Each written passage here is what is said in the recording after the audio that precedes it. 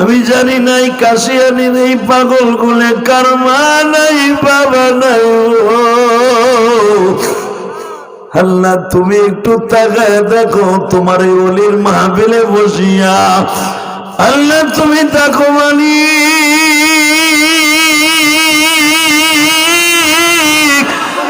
আজকে ভাষা আন্দোলনের দিন। আল্লাহ যারা ভাষা আন্দোলন করতে যায় শহীদ হয়ে গেছে, আব্দুল সালাম বরকত যারা শহীদ হয়ে গেছে, আল্লাহ তুমি তাদেরকে মাফ করে দিও। আজকে 21শে ফেব্রুয়ারি দেখো আমার বাজানরা কান্দে। আল্লাহ তুমি আজকে আমাদের স্মরণীয় দিন, সরকারি বন্ধের দিন 21শে ফেব্রুয়ারি 2024 সালে আর কোনদিন 21শে ফেব্রুয়ারি আসবে না। এই দিনকে যারা কান্দে মালিক,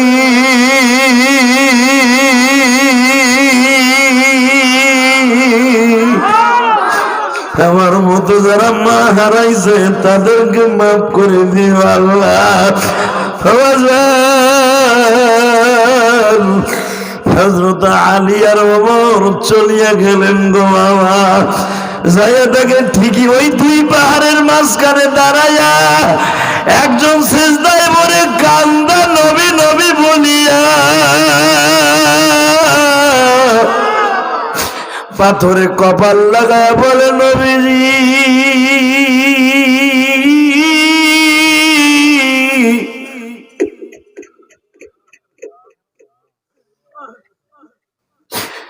আপনি কি এই পাথরে মায়ের খেয়ে গইরাইছিলেন? আপনার গায়ের রক্ত কি এই পাথরে লাইগেছিল? এই কথা বলে পাথর চাটে আর বলে আমার প্রাণের নবী, আমার জানের নবী,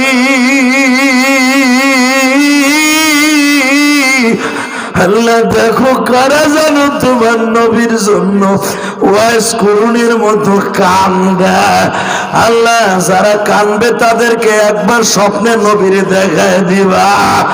আমার নবীরে একবার দেখলেই দেশে জান্নাত অজীব হয়ে যাবে। আল্লাহ মারা আশিকে বাইরে কাঁদে, আল্লাহ মারা বাইরে কাঁদে, আলে বলা মারা কাঁদে।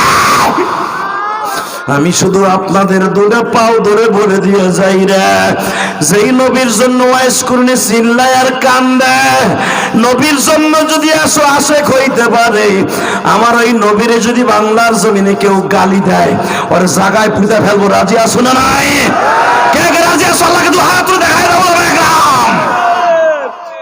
আল্লাহু আকবার, আল্লাহু আকবার। তাকবীরদের মতো কেউ নাই? এই ভাষা আন্দোলনের মাঠে যদি একটা বাংলা ভাষার জন্য জীবন দিতে পারে, সালাম বরকত আমার নবীর জন্য জীবন দিতে পারবা না? পারবা? উলামা একরাম এ যুবক দীপ্ত কণ্ঠে আওয়াজ দেয়, আজকে তোর বাংলার জমিনে আমার নবীর গালি দেয়, আমার নবীর চরিত্রহীন বলে গালি দেয়, প্রত্যেকটা বেঈমানে কুত্তার মতো কোবায় মারব। কাছে আসা এবার তাকবীর ধরে দিয়ে দেখায় দাও। ওই মানুষটা কেমন হয়ে যাইতে পারে বাবা? এখন চিল্লাবার কানবা। আমার নবী ইন্তেকালের সময় হযরত আলীরে ডাক দিয়ে কয়, আলী রে আমার শ্বশুর ওমর কই? এই যে আপনার শ্বশুর আলী রে, এই জামাটা ভাঁজ করা দেখ, ইস্তারি করা। কয় হ্যাঁ। ও আলী, আমার এই জামাটা এমন দেশে একজন কুরুন শহরে একটা পাগল আছে, নাম তার ওয়াইস। নাম কি? জোরে কোন? আপনারা জানেন না ওয়াইস কুরুনি?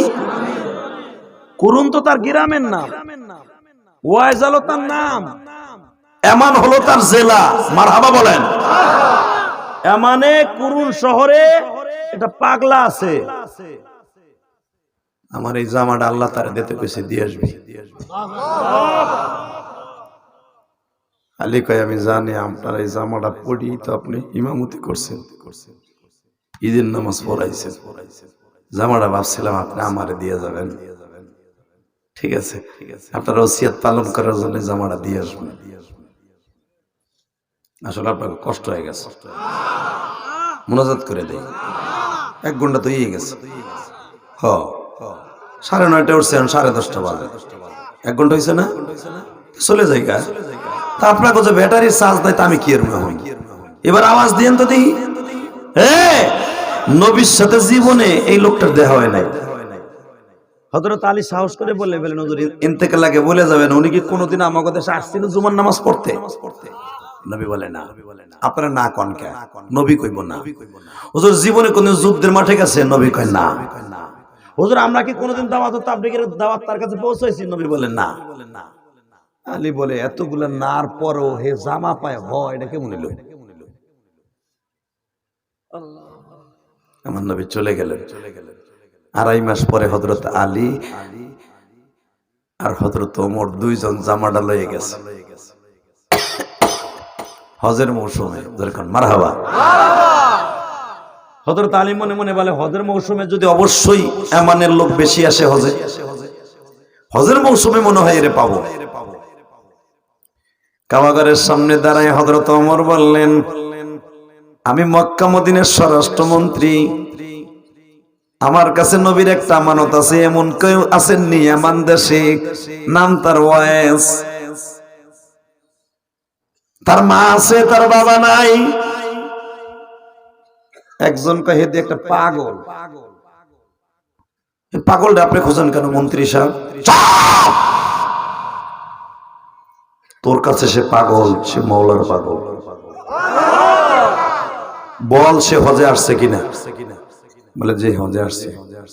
কোথায় আছে? বলে সে হজের কাজ শেষ করে শয়তানরে পাথর মেরে কুরবানি দিয়েই শুনছি সে তাইফ চলে গেছে। তাইফ চলে গেছে। হ্যাঁ, হযরত ওমর আর আলী আপনারা জানেন, হাদিসে আসছে তাইফ চলে গেছে। দুইজনের ইরাদা হলো তাইফ যখন চলে গেছে 100% ওই জায়গাটায় আছে যেখানে আমার নবীরে মারছিল। এই পাগল এখানে ছাড়া আর কোথাও থাকবে না। আমি দেখবো এখন নবীর আশিক কয়জন আছে। আমার নবীর জন্য যখন কাঁদবেন আপনি কোনোদিনও জাহান্নামে যাবেন না। আর মরার আগে আপনি আমার নবীরে বালিশের পাশে দেখতে পাবেন বাজার। আল্লাহ পাক আমারে 17 বার মক্কা মদিনায় নিছে। আমি যতবার তায়েফে গেছি আমি নিজের চেক দিয়ে রাখতে পারি। তারপরে সেই পাথরগুলো এখনো ঝুলন্ত রয়েছে, যেই পাথরগুলা দিয়ে আমার নবীরে মারা হয়েছে।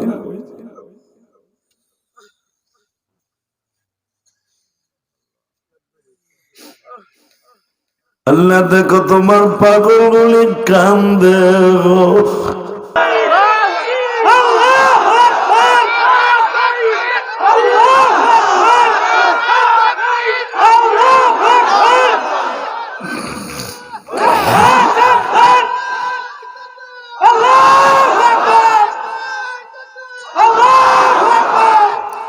আল্লাহ যুবকের কণ্ঠকে হাউজে কাউসার বিনিময় কিনে নাও বাজান। হে যুবক, তোর পাও দূরে ধরছি। আজকে তোর এমপি মন্ত্রী মিছিল দিতে যে গলা ভাঙ্গস, আমার নবীরে যারা গালি দিবি, কে কোন দল করেন দেখার বিষয় না। আমার নবীরে গালি দিলে আশিকে রাসূল সহ্য করতে পারে না। সরমনায় পিসাবরে গালি দিলে যদি স্যার মুরিদরা পাগল হয়ে যায়, বঙ্গবন্ধুরে গালি দিয়ে দিলে আওয়ামী লীগের সৈনিকের বন্ধুরা যদি তার বাড়িঘর জ্বালানোর জন্য পাগল হয়ে যায়, জিয়ার সৈনিকেরা যদি জিয়ারে গালি দিলে যদি পরিচয় লাগে, আমার প্যারের নবীরে গালি দিলে আশিকে রাসূল সহ্য করতে পারে না।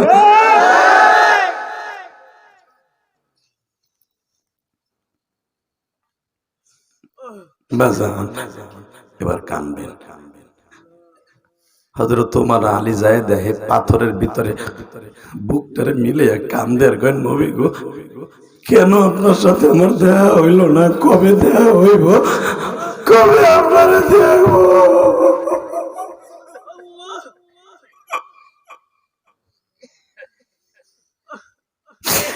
কবে আপনারে দেখব গো নবী?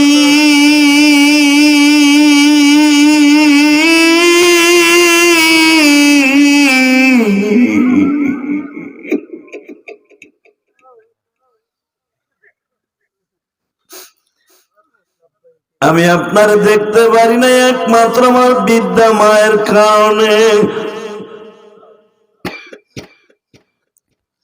এইভাবে চিল্লায় আর কান্দে।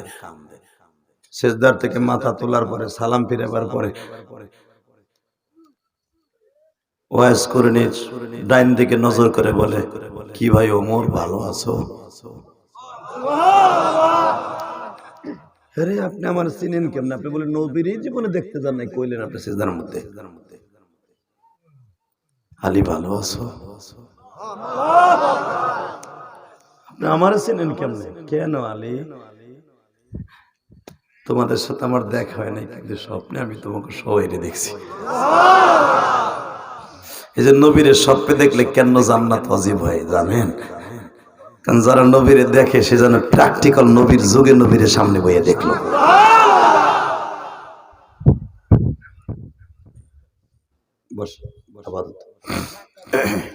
বসেন, পরে দেন। এই জন্যই তো উম্মতে মুহাম্মাদি যদি জীবনে কোনোদিন আমার নবীরে স্বপ্নে দেখে সে ডাইরেক্ট জান্নাতি। নবীর দেখার নিয়ত আছে না? দেখবেন না বাবা? দেখার নিয়ত আছে? নিয়ত আছে? এর আকবার তাকবীর ধ্বনি দিয়ে নবীকে দেখার যদি নিয়ত থাকে, 21শে ফেব্রুয়ারি আলিমুল উলামা একটা আওয়াজ দিও।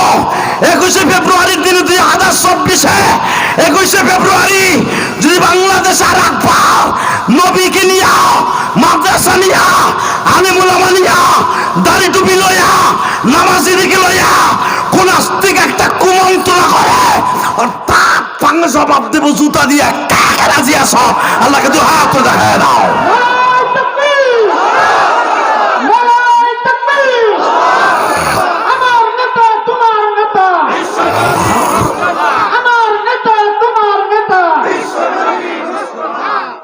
আল্লাহ কবুল করেন, জোরে আমিন। 21শে ফেব্রুয়ারি সাক্ষী রেখে গেলাম, জীবনে আর কোনোদিন আপনাদের সাথে আমার দেখা হোক বা না হোক, জান্নাতে দেখা হবে। যদি জান্নাতে যায়, এই কান্দার কারণে জান্নাতে দেখা হবে। আর নবীর জন্য যারা কাঁদবেন, কোনোদিন আপনি জাহান্নামে যাবেন না। I can challenge, I can challenge. যারা নবীর আশিক এরা কোনোদিন জাহান্নামে যাবে না, জান্নাতে যাবে। ওয়াজ করেন জীবনে নবীরে দেখে নাই, আমরাও নবীরে দেখি নাই। ওয়াজ যদি জান্নাতে যেতে পারে, আমরা পারবো না। ওয়াজ যে আল্লাহ নবীর যুগে জন্ম দিয়েও নবীর লগে দেখা করায় না কে? আমাকে স্যাম্পল, আমাদের মডেল রেখে দিছে। মারহাবা বলতে পারলেন না?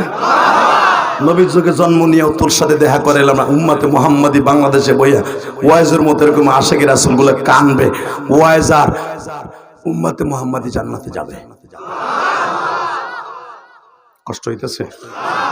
এখন কানবেন বাবা, আমি আপনার মতো মা হারা। আমি 12 বছর বয়সে মা হারাইছি। শীতের কালে আসলে আমার মার কথাটা বেশি মনে পড়ে। আপনারা জানেন, ইউটিউবে শুনছেন। কেন আমার মা মাঘ মাসের লাস্টের দিকে, ফাল্গুন মাসের শুরুতে আমার মা মারা গেছে।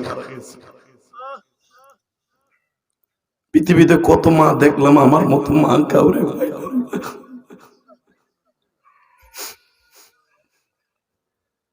আল্লাহ। ভাই আলী ভালো আছো? আপনি আমার চিনেন কেমনে? আপনার আমি চিনি। আপনার একটা আমানত সালামান নবীর একটা জামানা দাও। জামাটারে নিয়ে বুকের মধ্যে নিয়ে ওয়াজ শুধু কান্নার কান্না। আপনি এইটা যখন দিয়ে গেলেন, আমার দেখার অনুমতি কেন দিলেন না? একদিন আমার ডাক দিতেন, আমি যাইতাম। আমি যাইতে গেলে কেন আপনি আমার না করছেন? আবার জামা দিয়ে গেলেন কেন?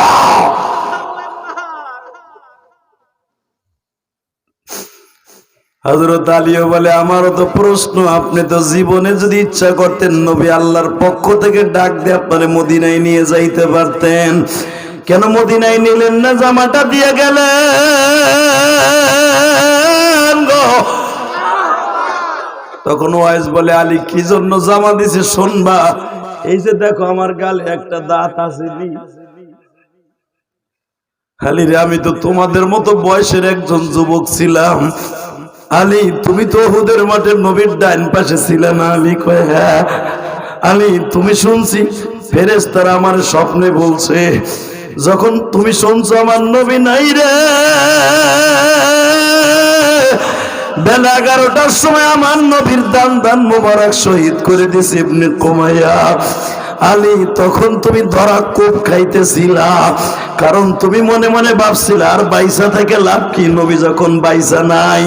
ও আলী, যখন তলহা ইবনে জুবায়ের তোমার কানে খবর দিল, আলী আমার নবী মরে নাই রে, আমার নবী মরে নাই, তখন তোমার শরীরে অন্তত 60টার উপরে বল্লমের কোপ ছিল, ট্যাটার কোপ ছিল 100-র উপরে। আলী,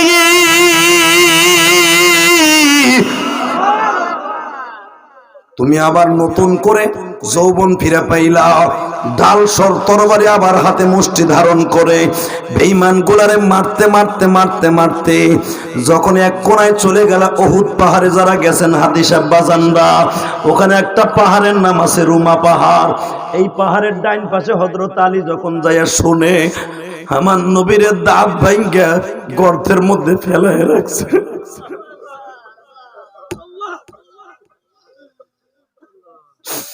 আমার নবীর মাথার উপরে মোটর সাইকেল যারা চালাও তারা বুঝবা, এরকম হেলমেট পরিধান করা ছিল বাবা। ওই হেলমেটের দুইটা ফিতা বাঁধে এরকম কড়া কড়া দুইটা রড ছিল বাবা, এমন জোরে 5 জনে হেলমেটের উপরে বাড়ি দিছে লোহার বাট দিয়া। বাজান ওই হেলমেটের কড়া দুইটা এখান দিয়ে ঢুইকে এখান দিয়ে বাইরে হয়ে গেছে।